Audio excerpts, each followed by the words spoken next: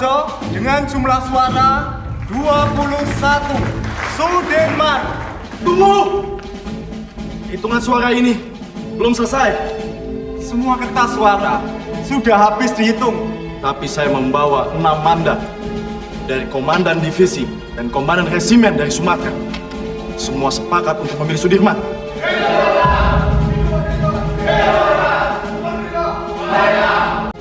Saya membela pemerintah untuk merdeka 100%. Jika Tuan Malaka mempunyai cara lain, silahkan. Terima kasih. Ikutlah bergerilya bersama kami, Pak. Engkau seorang prajurit. Tempatmu di medan pertempuran bersama dengan anak buah kamu. Tetapi tempatmu tidak bisa menjadikan tempat pelarian saya. Saya harus tinggal di sini.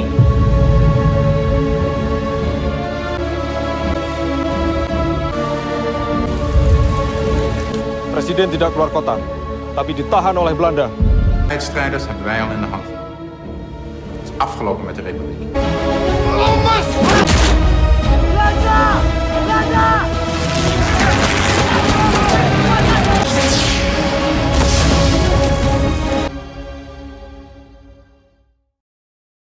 Jenderal Sudirman adalah pahlawan nasional yang berperan dalam mempertahankan kemerdekaan Indonesia.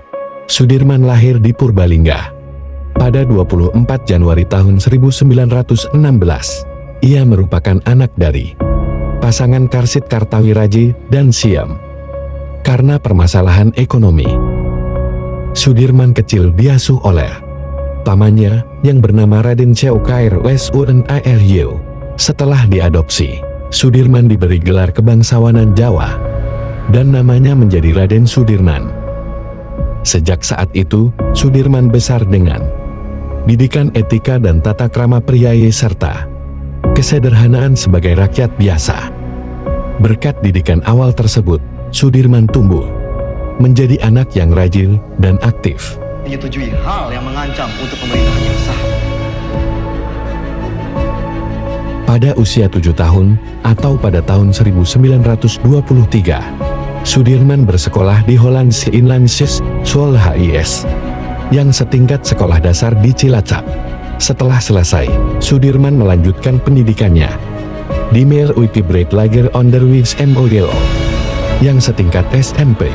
Sudirman kemudian pindah sekolah perguruan Paramawiyoho Tomo hingga tamat pada tahun 1935. Setelah itu, ia kemudian melanjutkan pendidikannya di sekolah guru atau Kweekschool yang diselenggarakan oleh organisasi Muhammadiyah di Surakarta. Namun, pendidikan Sudirman terhenti pada tahun 1936. Ia kemudian ke Cilacap dan menjadi guru di sekolah dasar Muhammadiyah.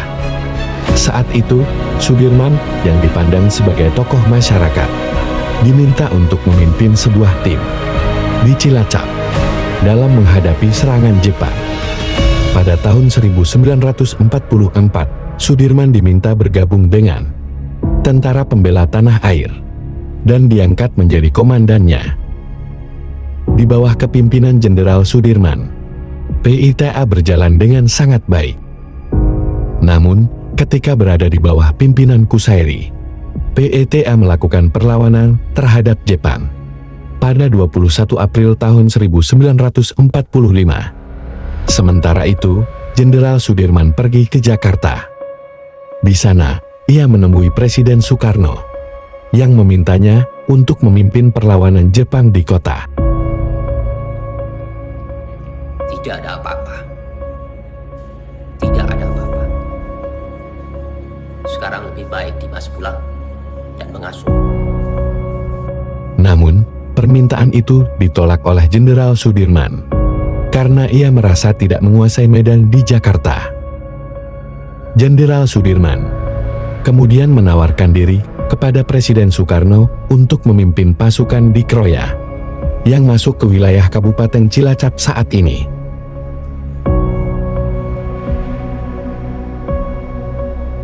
Baiklah.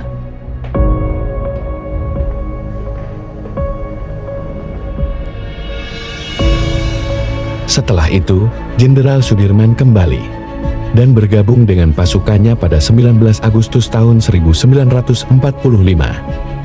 Saat itu, Belanda tengah berupaya kembali ke Indonesia bersama tentara Inggris.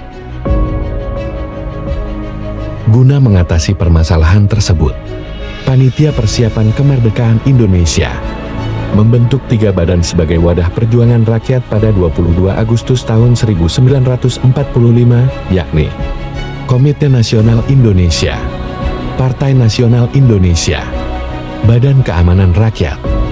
Sementara itu, Jenderal Sudirman mendirikan divisi lokal dalam BKR, dan kemudian pasukannya dijadikan bagian dari Divisi 5 pada 20 Oktober tahun 1945 oleh Panglima Sementara Urip Sumoharjo.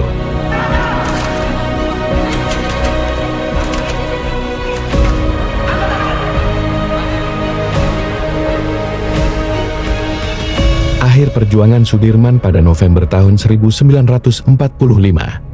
Dilaksanakan pemilihan Panglima Besar Tentara Keamanan Rakyat di Yogyakarta.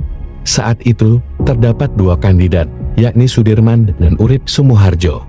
Sudirman terpilih menjadi Panglima Besar TKR, sedangkan Urip Sumoharjo menjadi kepala stafnya. Saat itu, meski belum dilantik secara resmi, Sudirman mengerahkan pasukannya untuk menyerang Inggris dan Belanda di Ambarawa. Berbagai perlawanan dilalui oleh Jenderal Sudirman, hingga ia menderita penyakit tuberkulosis. Itu hanya isapan jempol saja. Namun, meski dalam keadaan sakit, Jenderal Sudirman tetap memimpin perlawanan Indonesia melawan Belanda, yang melakukan agresi militer 2 pada 19 hingga 20 Desember tahun 1948. Saat itu, Belanda berhasil menduduki Yogyakarta, yang menjadi ibu kota Indonesia, dan menawan para pemimpin negara seperti Soekarno dan Hatta. Presiden tidak keluar kota, tapi ditahan oleh Belanda. Meski demikian, Jenderal Sudirman dan beberapa tentara serta dokter pribadinya melakukan gerilya selama 7 bulan.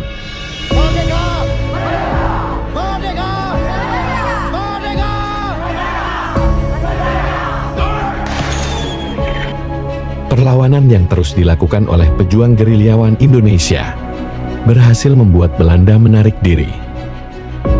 Dalam kondisi sakit, Jenderal Sudirman diangkat menjadi Panglima Besar TNI di Negara Baru Republik Indonesia Serikat pada 27 Desember tahun 1949. Hingga akhirnya, Jenderal Sudirman meninggal dunia pada 29 Januari tahun 1950 di usia yang ke-34 tahun. Jenderal Sudirman kemudian dimakamkan di Taman Makam Pahlawan Semaki, Yogyakarta.